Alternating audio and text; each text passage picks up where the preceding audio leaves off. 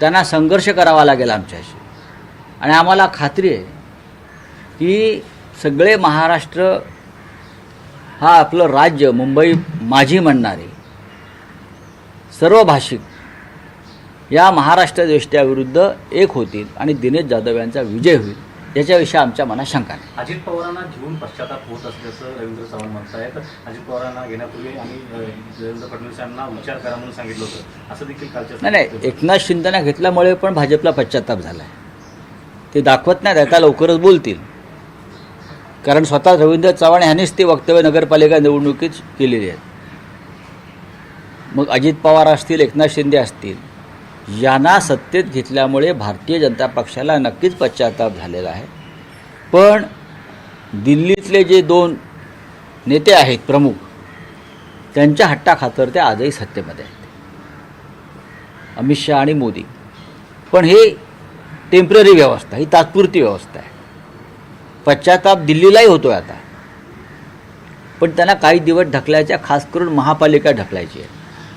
त्यानंतर मग हा पश्चाताप उघडपणे बाहेर येईल, उद्रेक होईल आणि महाराष्ट्राच्या राजकारणामध्ये 100% उलथापालथ होईल. आत्ता त्यांचे सगळे लाड पुरवले जात आहेत. सध्या भारतीय जनता पक्षाबरोबर सत्तेत असलेले अजित पवार हे भारतीय जनता पक्षाच्या भ्रष्टाचारावर बोलत आहेत आणि तरीही सत्तेत आहेत. बरोबर आहे. हा एक महाराष्ट्राच्या राजकारणातला फार मोठा चमत्कार आहे. तरी ते सत्तेत आहेत आणि ते सांगतायत माझ्यावर 70,000 कोटी घोटाळ्याचा आरोप करणाऱ्यांबरोबर मी सत्तेत आहे. त्याच पद्धतीनं एकनाथ शिंदे, त्यांच्यावर, त्यांच्या कुटुंबावर, त्यांच्या सहकाऱ्यांवर भ्रष्टाचाराचे प्रचंड आरोप आहेत, झालेले आहेत. त्यातल्या काही लोकांवर ईडीची कारवाई झालेली आहे, सुरू आहे. तरीही ते आरोप करणाऱ्यांबरोबर सत्तेत आहेत. पण हे ओझं भविष्यात भारतीय जनता पक्ष फेकून देईल अशी माझी माहिती आहे. तुमचा वचननामा जाहीर झाल्यानंतर भाजपकडनं मुंबई महानगरपालिकेच्या कारभाराचा 30 लाख कोटींचा आरोपपत्र सादर करणार करू द्या ना. भारतीय जनता पक्ष म्हणजे काय इंटरनॅशनल न्यायालय आहे का? हां, त्यांच्यावरती आरोपपत्र दाखल केलं तर आरोपी क्रमांक 1 मुंबई लुटणारे, आरोपी क्रमांक 1 अमित शहा, आरोपी क्रमांक 2 गौतम अडाणी, आरोपी क्रमांक 3 एकनाथ शिंदे, ह्यांच्यावरती आरोपपत्र दाखल करावे लागतील आम्हाला. मोदींपासून ही मुंबई लुटण्याचं काम कोणी केलं? भ्रष्टाचारांना थारा कोणी दिला? मुंबईतल्या नरेंद्र मोदी, अमित शहानी दिला. आम्हाला काय तुम्ही सांगताय? काल महायुतीची सभा झाली, त्या सभेमध्ये एकनाथ शिंदे, देवेंद्र फडणवीस यांनी अनेक गोष्टींवर टीका केली. करू द्या हो. त्यांचं असं म्हणणं आहे की श्रेय हे ठाकरेंची शिवसेना घेते.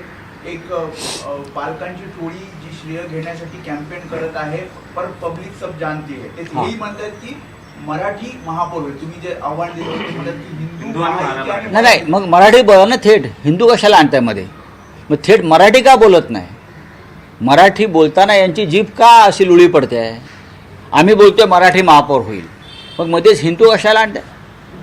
हां, मराठी बोला ना. ही मुंबई, हा महाराष्ट्र हा मराठी माणसाचा आहे.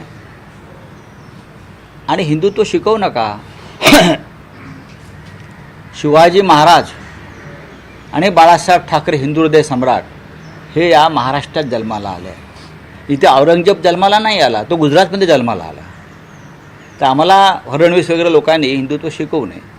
आणि त्यांच्याबरोबर कोण ते झंपी उभे असतात, एकनाथ शिंदे वगैरे, बरं का, ते आम्हाला हिंदुत्व शिकवणार? काय संबंध आहे त्यांचा हिंदुत्वाशी? हे बुटचाटे दिल्लीचे सगळे. महापालिका निवडणुकीमध्ये 66 उमेदवार बिनविरोध निवडून आलेले आहेत. निवडणूक आयोगानं म्हटलं की अजूनपर्यंत त्यावर निर्णय दिलेला नाही.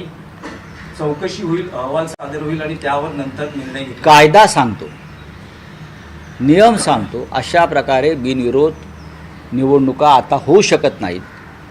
कारण EVMवरती अजून एक बटन असतं, नोटा. ते दाबण्याचा अधिकार प्रत्येक मतदाराला आहे आणि तो एक उमेदवार आहे नोटा म्हणून. तर रिंगणामध्ये आहेत ना लोक. रिंगणामध्ये नोटा नावाचा उमेदवार आहे, जो कायद्यानं त्याला तिथे उमेदवारी मिळालेली आहे.